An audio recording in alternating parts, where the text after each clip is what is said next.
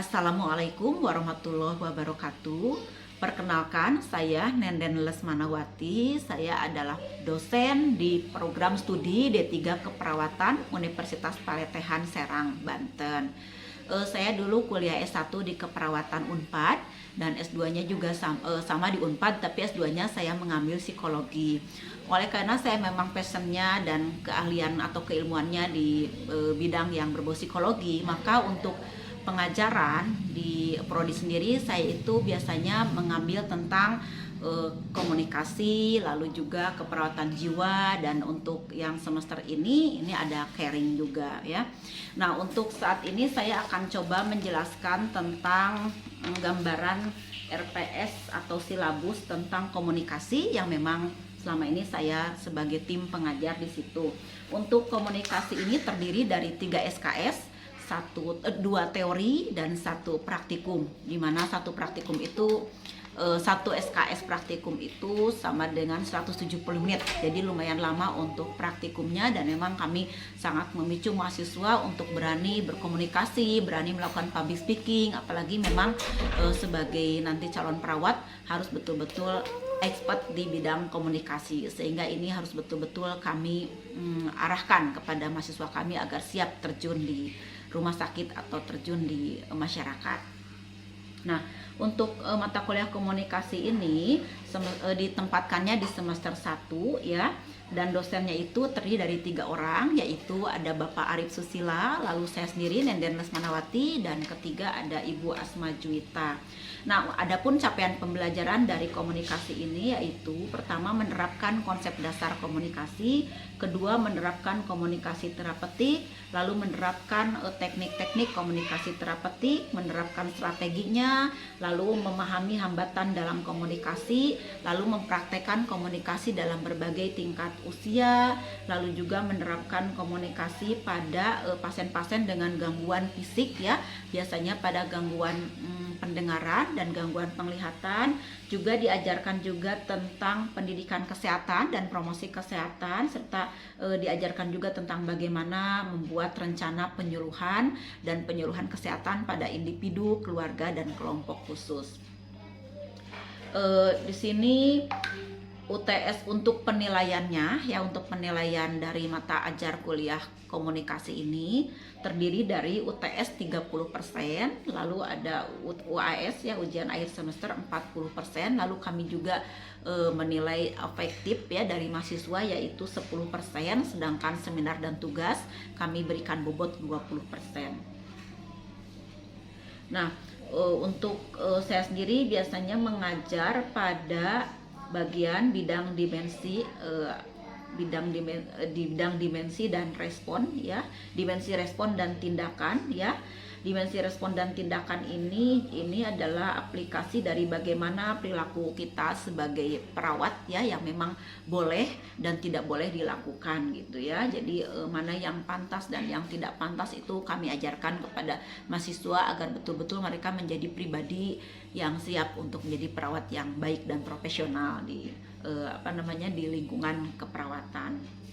Lalu saya juga biasanya mengajar tentang bagaimana menguasai teknik-teknik dan aplikasi dari komunikasi terapeutik, dan itu nanti ada prakteknya ya. Kami biasanya memberikan video dan juga nanti akan mengadakan role play biasanya ya. Ini yang menarik biasanya untuk mahasiswa, dan juga mereka ditantang untuk melakukan role play dan mereka harus mengirimkan video kepada kami dan kami memberikan penilaian pada video tersebut ya, selain mungkin ada seminar dan yang lainnya.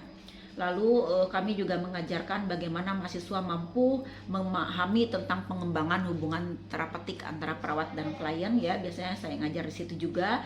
Lalu juga memahami bagaimana menguasai aplikasi komunikasi terapeutik atau komter pada pasien-pasien dengan berbagai gangguan seperti gangguan pendengaran dan gangguan penglihatan, juga kepada orang dengan berbagai usia. Tentunya kalau usianya anak kecil pasti kita cara melakukan komunikasinya akan berbeda dengan kita melakukan komunikasi kepada dewasa, juga berbeda kepada orang tua atau yang sudah lansia.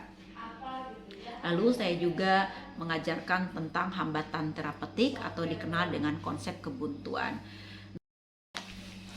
Nah, itu mungkin sedikit pembahasan tentang RPS silabus dari komunikasi yang memang selama ini saya mengajar dan memang sesuai dengan kapasitas keilmuan saya di situ. Semoga bermanfaat dan memberikan informasi yang akurat. Terima kasih. Wassalamualaikum warahmatullahi wabarakatuh. Ya, caring itu tidak sembarangan ya. Kita sebagai perawat punya jiwa caring tentunya harus dilandasi oleh knowledge. Apa itu knowledge? Yaitu pengetahuan ya, pengetahuan. Jadi kita harus punya ilmunya biar otak kita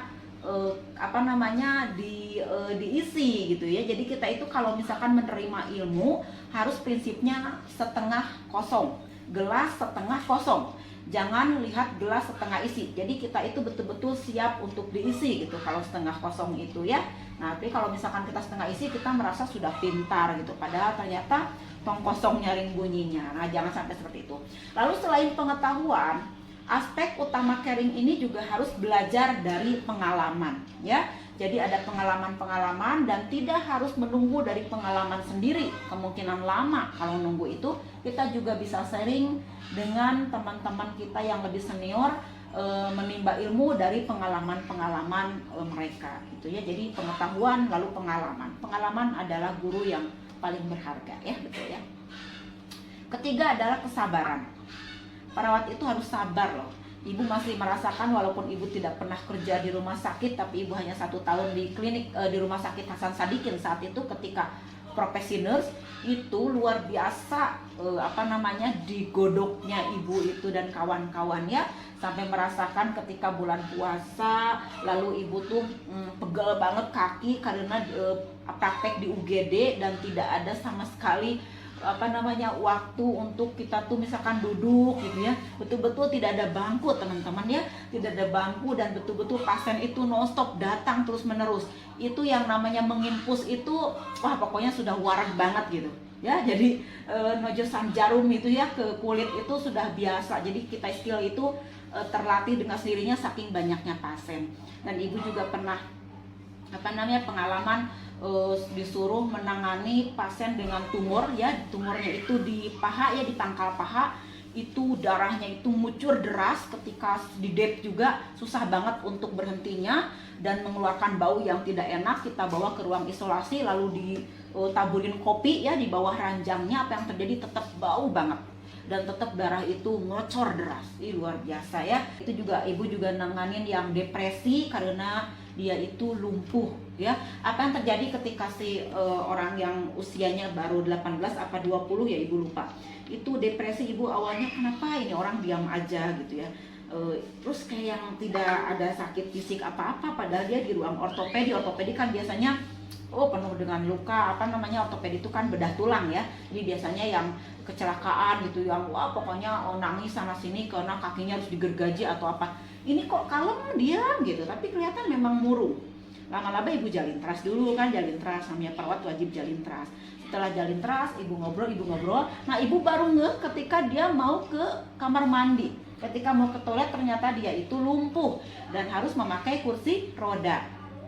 Nah setelah memakai kursi roda, akhirnya ibu nanya lah gitu ya, bagaimana kejadiannya. Ya udah jalin trust kan, udah jalin trust. Ketika udah jalin trust betul loh, si pasien itu tanpa perlu ditanya dia itu bercerita sendiri. Ternyata kejujuran. Walaupun kadang jadi perawat itu pahit banget ya, harus mengutamakan kejujuran. Terus misalkan kalau pasiennya jadi marah, tidak terima kalau dikatakan dia itu menerima penyakit yang memalukan gitu ya, atau penyakit COVID atau penyakit AIDS gitu ya. Aduh gimana ya, tapi kita harus jujur gitu ya. Nah mungkin Anda bisa dalam konteks Anda melihat dulu situasi kondisinya.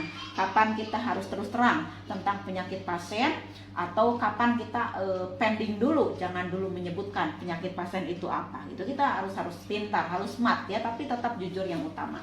Dan kelima adalah rasa percaya.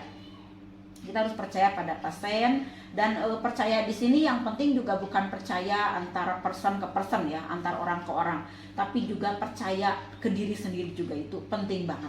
Kita percaya diri dalam melakoni apa yang kita lakukan dengan penuh keyakinan, dengan penuh kasih sayang ya, karena kasih sayang itu utama.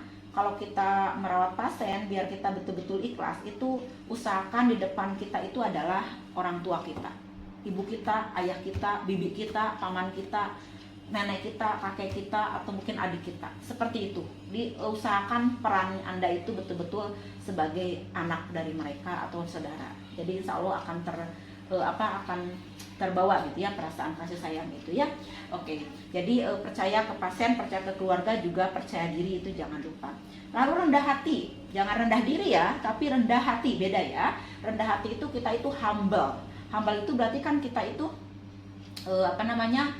bisa mengondisikan bahwa walaupun kita itu misalkan sudah S2, bahkan sudah S3, sudah pejabat lah ya, sudah punya banyak prestasi, tapi kita tetap menanamkan ilmu padi ya. Ilmu padi itu kan makin tinggi makin merunduk, dan itu adalah hal yang disukai oleh Allah dan Rasul ya. Jadi kita tidak, gue loh S3, aku loh S3 dari Malaysia, aduh gaya gitu ya. Nah jangan sampai kita itu memperlihatkan bahwa kita itu arogan banget gitu, sok banget gitu depan pasien. Pak, nurut ya, gini-gini juga saya nih S3 nih, saya lulusan luar negeri nih, Bapak pokoknya tidak mau tahu harus makan obat ini. Kalau makan obat ini, Bapak dijamin sembuh. Wah, apalagi main kata dijamin gitu ya. Emangnya kamu Tuhan ya? Jadi tetap harus mengutamakan rendah hati ya. Lalu harapan. Kalau si pasien yang udah depresi, udah banyak sedih gitu ya, udah mah sakit fisik, sakit psikis juga, terus kita si perawatnya itu lesu gitu ya, tidak ada semangat gitu, malah kita bawa-bawa masalah dari rumah ke hospital ya, atau ke rumah sakit, ke pasien, malah kita juga curhat tentang masalah kita.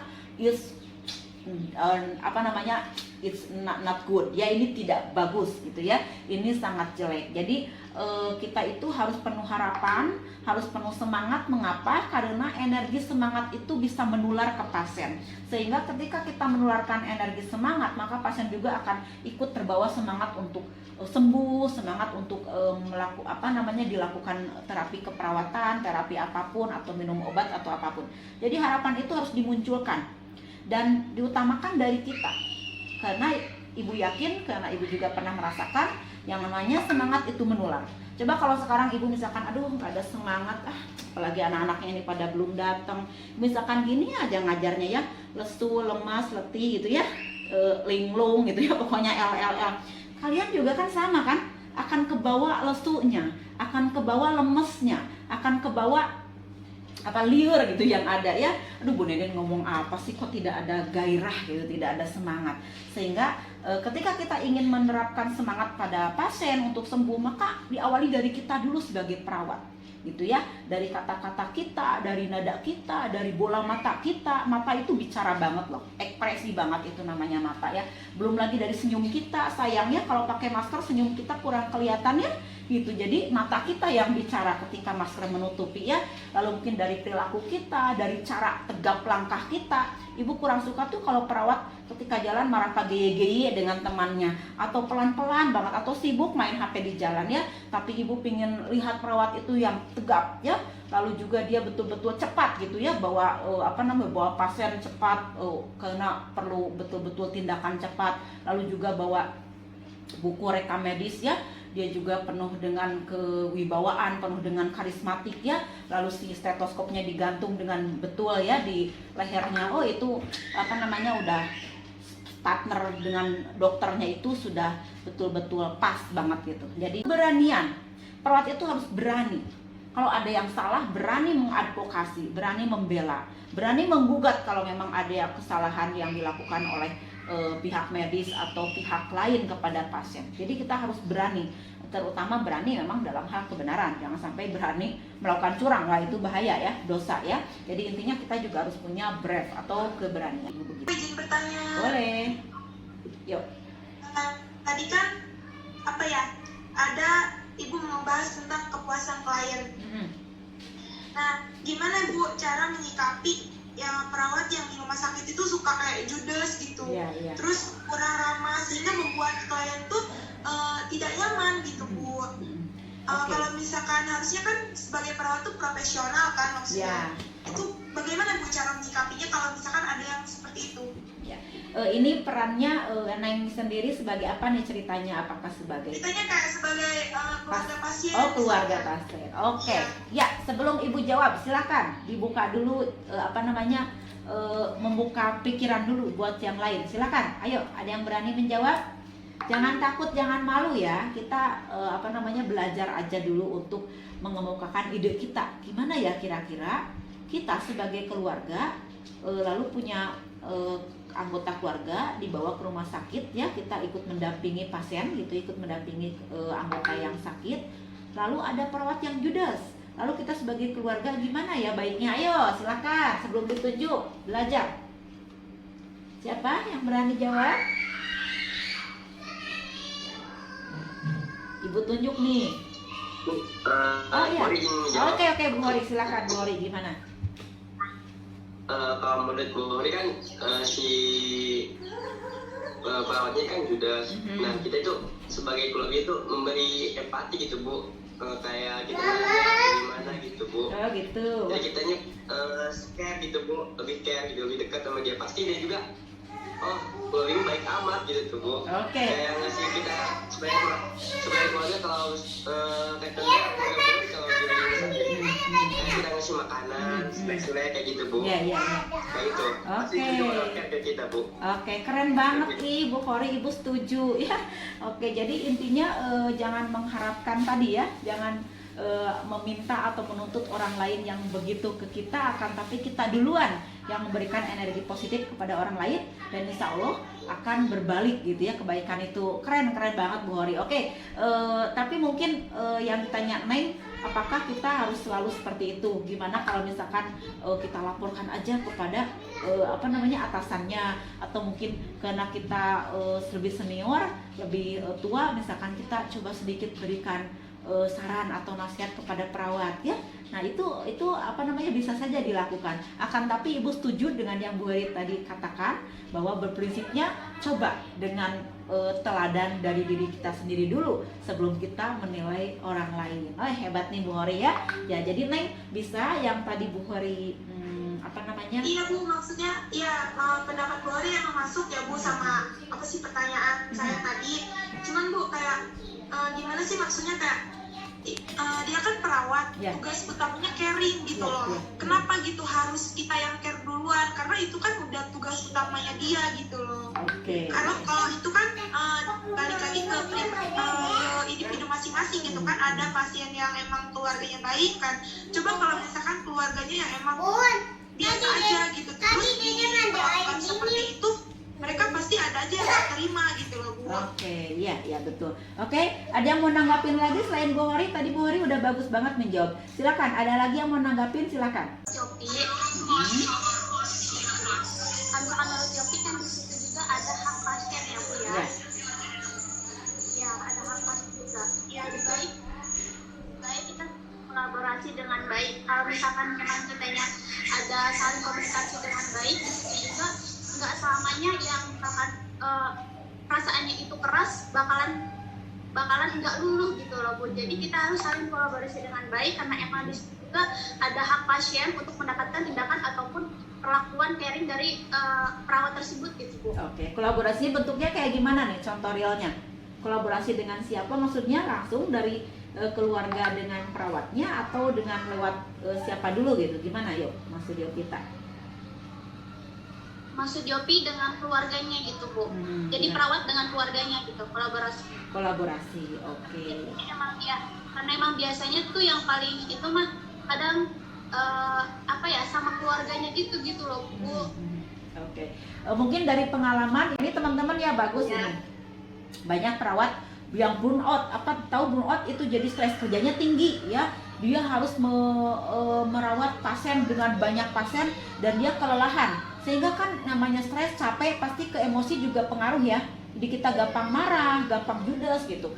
Nah itu kan sebetulnya memang harusnya dari manajemen rumah sakitnya dirubah gitu. Tapi kalau misalkan emang manajemennya sulit dirubah, yang harus kita lakukan sebagai perawat memang harus pintar memanage waktu, memanage pekerjaan agar tidak dijadikan stres itu beban yang ada gitu ya. Nah itu emang kita juga harus empati kepada perawat. Mengapa dia judes?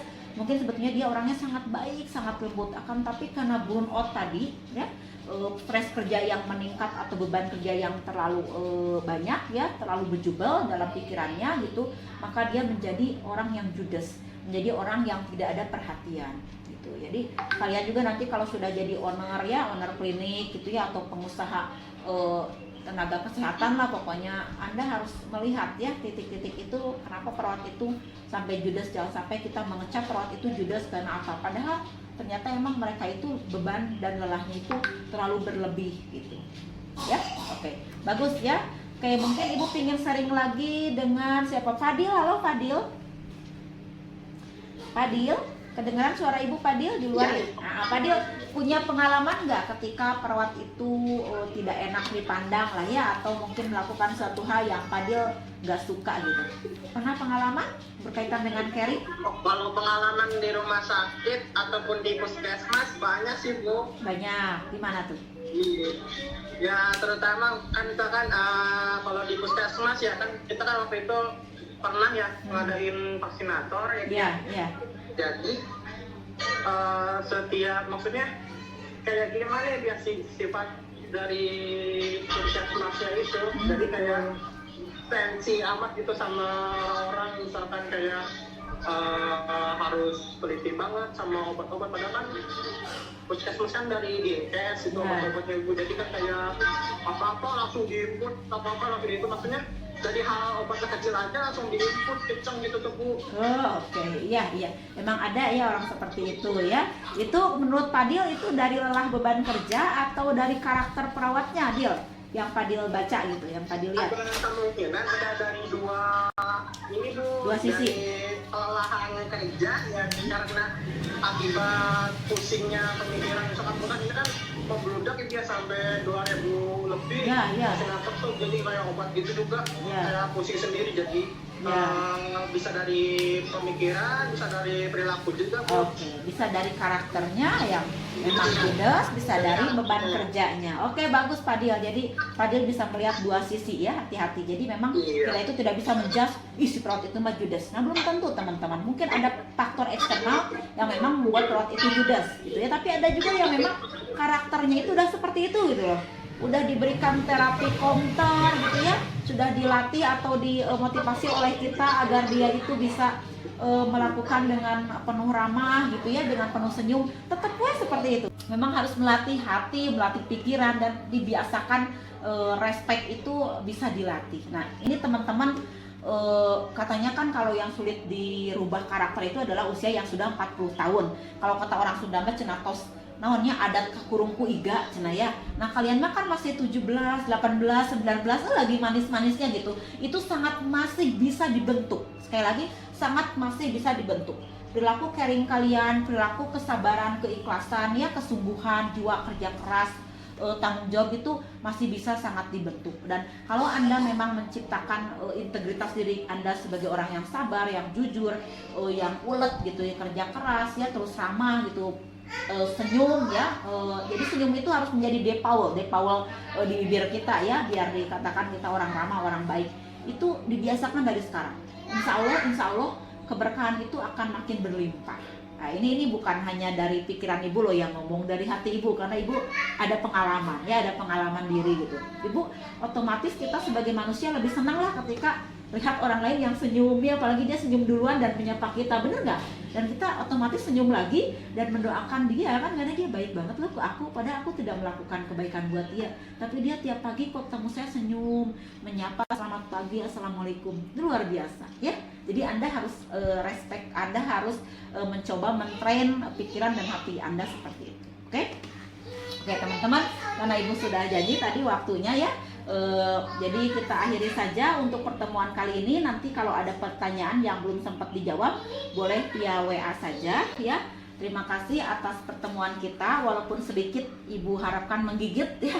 Nanti kita ketemu lagi minggu depan di materi yang tentang faktor yang pengaruhi caring ya.